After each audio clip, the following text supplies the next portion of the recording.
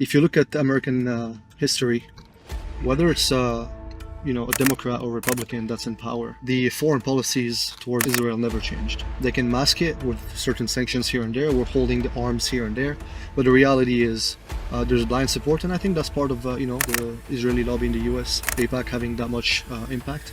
You mentioned to me before, off camera, that you had dinner with Donald Trump Jr. Yeah.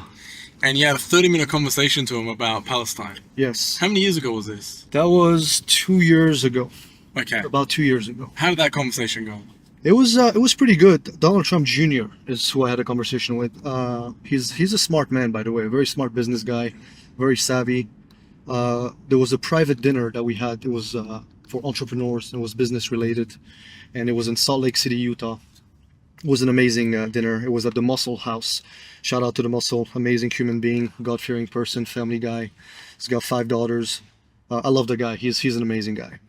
But he's, Donald Trump Jr. was there. There was a lot of other high-profile people in the room, and him and I happened to be smoking a cigar next to each other, and we just started having a conversation. And I asked him back then. Obviously, Donald Trump was not president, and I was asking him, "Hey, what do you think of what's going on right now?" And yeah, he was telling me that the goal is to stop the wars and they want peace, and I was like, "Do you think your father is gonna do something when he gets back into power? Is he gonna stop all this madness?"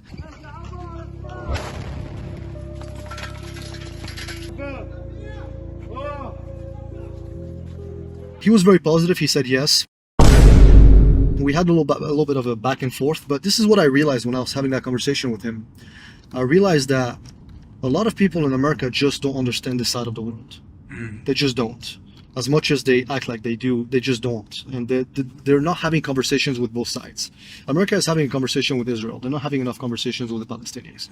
So they don't understand this side of the world, or the Middle East in general. And I think that's part of the problem is they've done a very good job. And again, the legacy media. We are extremely proud of the quality, balanced journalism that CBS 4 News produces. But we are concerned about trouble and sharing irresponsible, one-sided news stories plaguing our country. The sharing of biased and false news has become all too common on social media. More alarming, some media outlets publish these same fake stories without checking facts first. The sharing of biased and false news has become all too common on social media. More alarming, some media outlets publish these same fake stories without checking facts first. Unfortunately, some members of the media use their platforms to push their own personal bias and agenda to control exactly what people think. And this is extremely dangerous to our democracy. And again, the legacy media has done a very good job at minimizing what's going on overseas and making it fully one-sided. And yeah, I think that's a problem. But yeah, we had a very good conversation. He was very receptive, and you can tell they have good intentions. With that being said, I don't think they understand that side of the world. Wow. Even Donald Trump. Yes, absolutely. But would you argue that he understands it more than Biden? That's a great question. He definitely is a smarter man. There's no doubt about that. America is a nation that can be defined in a single word. I was in the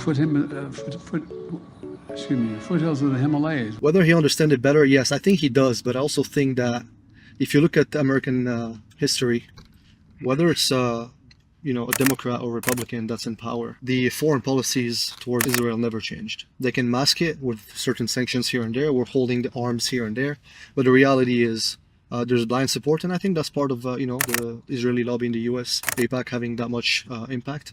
And I think they're very good at making it sound like they're in the right at 100%. Which, if you look into it, there's always both sides to a story, and I think people need to listen to both sides.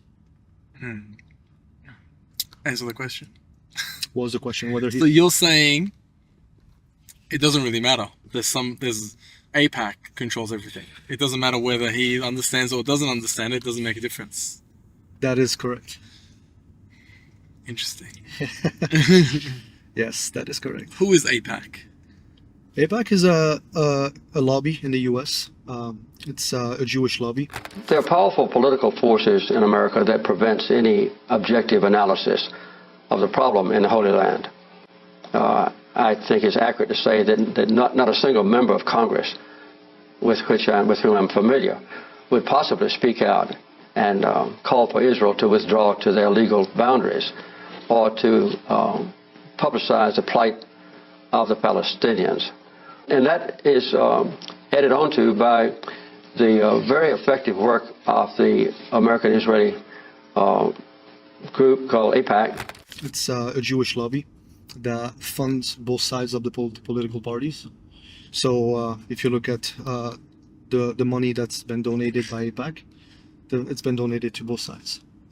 Do you think AIPAC was the decision maker to start the war with Iraq and the USA? Well, it doesn't take a genius to figure this out. If you look at, you can go watch videos of Benjamin Netanyahu is in the 2000, early 2000, or even before that, getting in front of the U.S. Congress and saying, Saddam Hussein has a weapon of mass destruction and we need to go and invade. There is no question whatsoever that Saddam is seeking and is working and is advancing towards the development of nuclear weapons. No question whatsoever. And there is no question that once he acquires it, history shifts immediately. It's all over the internet. This is not breaking news. Anybody with half a brain, knows that. So yeah, absolutely. Yes, 100%. There's no doubt.